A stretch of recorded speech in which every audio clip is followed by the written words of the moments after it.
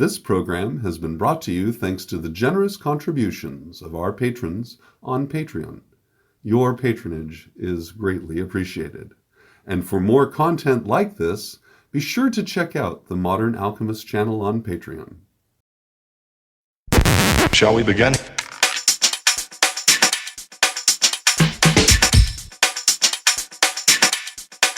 Let's begin now.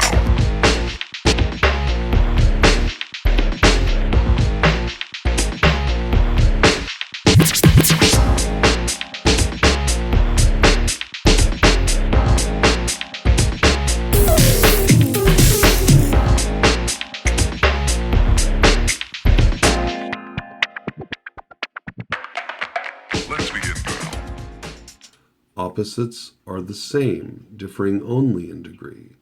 The pairs of opposites may be reconciled. Extremes meet. Everything is and isn't at the same time. All truths are but half-truths. Every truth is half false. There are two sides to everything, etc., etc., etc. There is so very much to unpack in this tiny little portion of this section, because each one of these statements, just as thesis and antithesis are identical in nature but different in degree, each one of these statements is worthy of an entire discussion all on its own. Every one of these.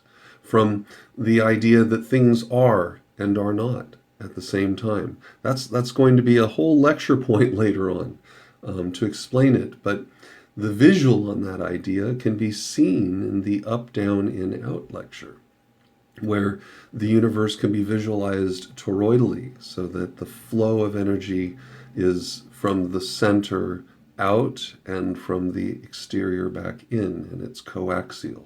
And so from that visualization then, things are and are not at the same time.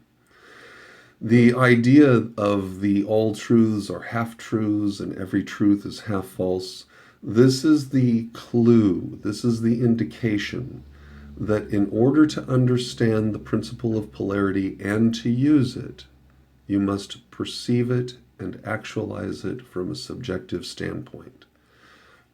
It's the only way to work this. The idea of anything being absolute is outside of the bounds of our finite experience.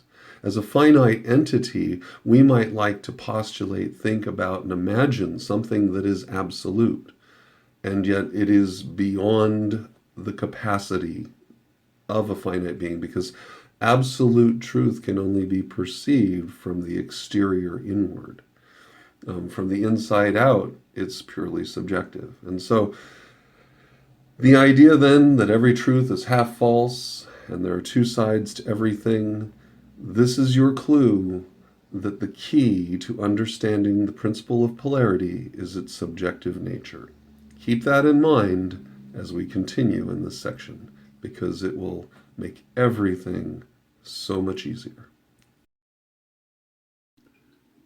It explains that in everything there are two poles or opposite aspects, and that opposites are really only two extremes of the same thing, with many varying degrees between them. To illustrate, heat and cold, although opposites, are really the same thing, the differences consisting merely of degrees of the same thing. Look at your thermometer and see if you can discover where heat terminates and cold begins.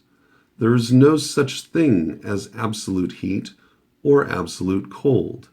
The two terms, heat and cold, simply indicate varying degrees of the same thing, and that same thing, which manifests as heat and cold, is merely a form, variety, and rate of vibration.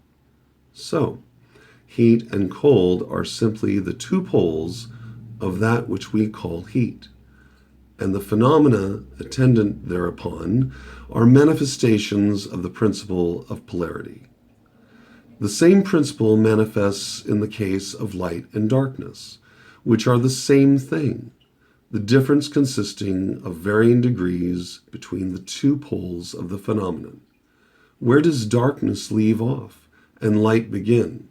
Where is the difference between large and small, between hard and soft, between black and white, between sharp and dull, between noise and quiet, between high and low, between positive and negative? The principle of polarity explains these paradoxes, and no other principle can supersede it. The same principle operates on the mental plane. Let us take a radical and extreme example, that of love and hate. Two mental states apparently totally different. And yet, there are degrees of hate and degrees of love, and a middle point in which we use the terms like or dislike, which shade into each other so gradually that sometimes we are at a loss to know whether we like or dislike or neither. And all are simply degrees of the same thing, as you will see if you will but think a moment.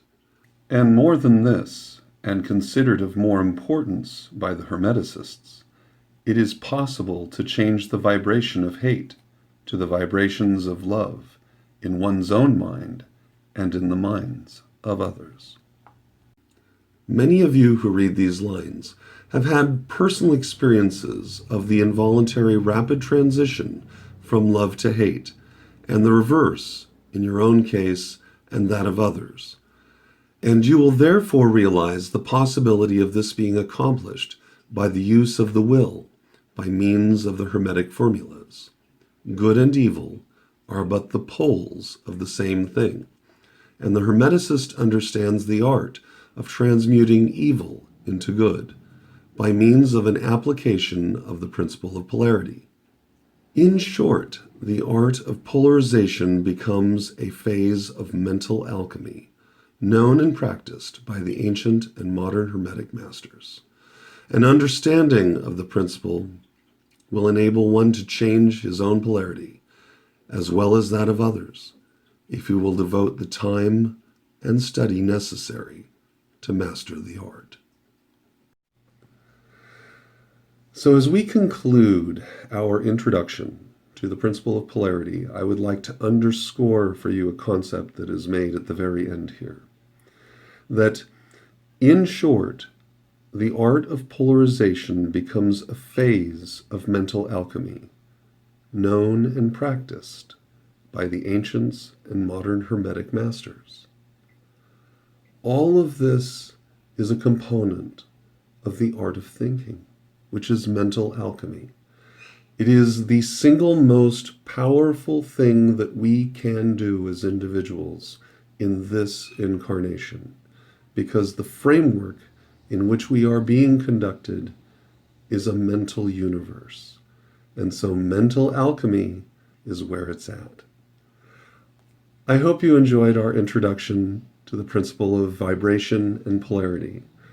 Contemplate how these principles play out in your own life and witness for yourself the rhythm and flow that takes place as your vibration ebbs and flows throughout the day or the week between now and the time that we talk again.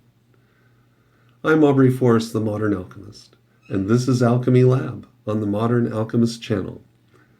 I'll be talking to you soon.